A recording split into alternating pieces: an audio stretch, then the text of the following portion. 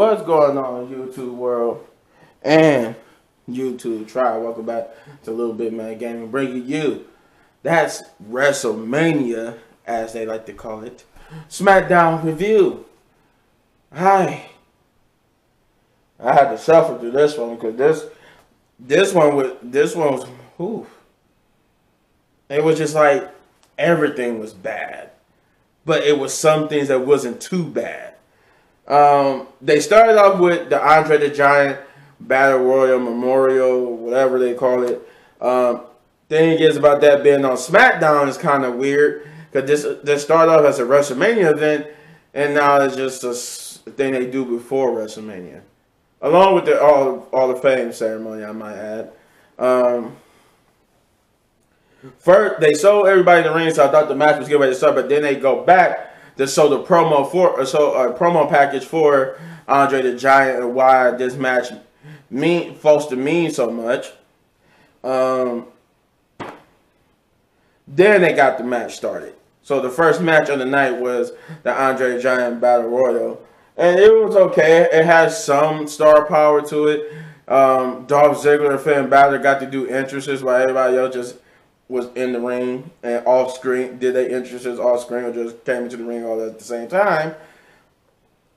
Then the match started kind of good. You saw it was kind of okay, kind of entertaining.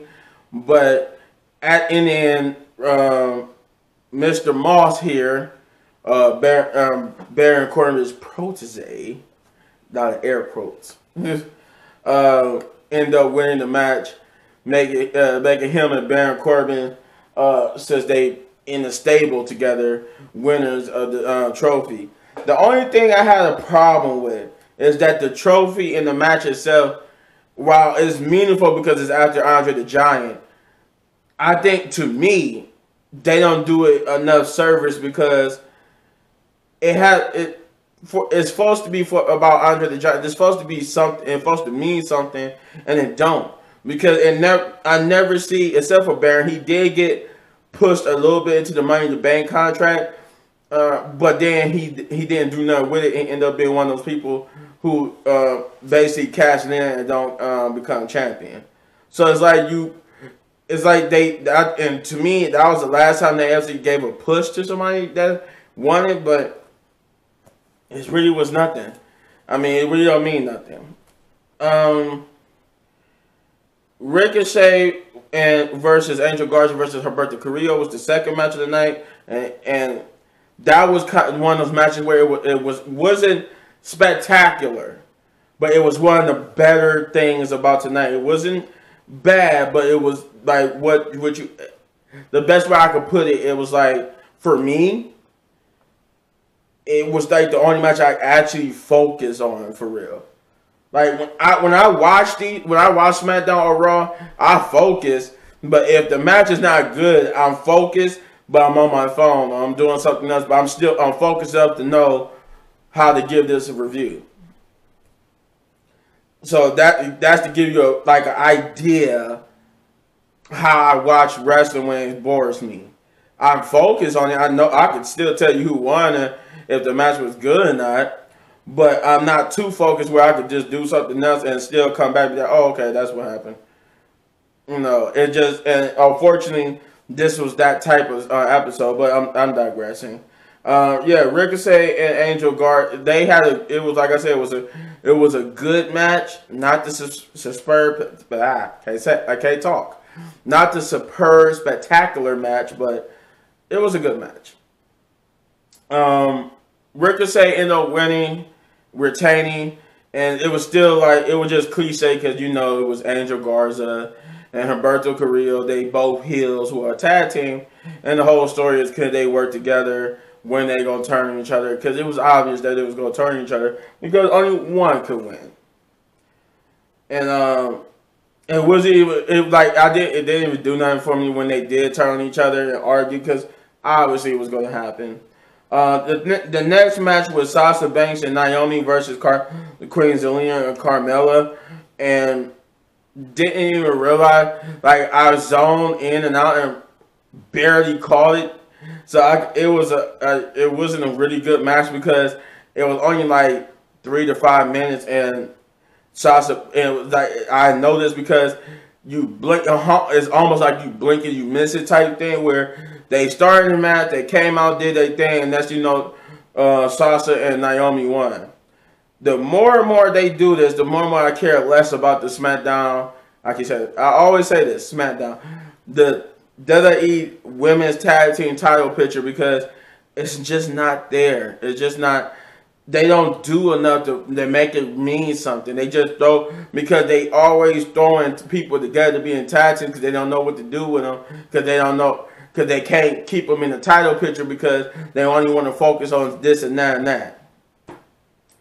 We got 2 promos back to back, which is a Ronda Rousey and Charlotte promo. Basically, with Ronda Rousey having an early in the day promo, showing that she was wrestling, training with Shayna, and basically talked about how she's not going to be, she was asked like why she wasn't upset after what Charlotte been doing to her. She said she's not going to walk around upset, so she's going to focus on her baby, her farm or whatever, and that she's going to, basically beat Charlotte at WrestleMania.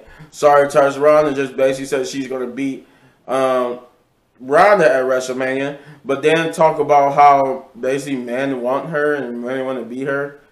I don't know. She just started boosting herself up. Then we got to the last match, which was billed as the main event because it was the last match of the night. So I call it the main event match, where it was Jimmy Uso and Rick Boogs. Jimmy Uso versus Rick Boogs, and thanks to Pat McAfee and Austin Theory, with Austin Theory basically coming out and interfering with Pat McAfee twice, which caused Finn Balor to come out and basically beat him up. The first time, though, I will mention that the first time when Austin Theory came out and he just swept, or sweeped, I should say, Pat McAfee's feet from underneath him, making him fall on the table. Pat chased him to the back. He ran to Mr. McMahon's office. Running joke was that all the times he kept doing that, we never really saw Vince McMahon. So they made fun of themselves by having Pat think, wait a minute, Vince McMahon ain't there. So he kicked the door open only for Mr. McMahon to come out and threaten him that he was going to fire him or take his match away from him. When Austin Theory, like a little kid, hiding behind Mr. McMahon. And then Mr. McMahon told him to go back out and do his job. He came back out, but Austin Theory would come out to mess with him again. This time throwing a drink from one of the people in attendance. And then this would bring Finn Balor out. A brawl would ensure disrupting the match. All the while, this feels bad because it took away from Rick Boogs and them.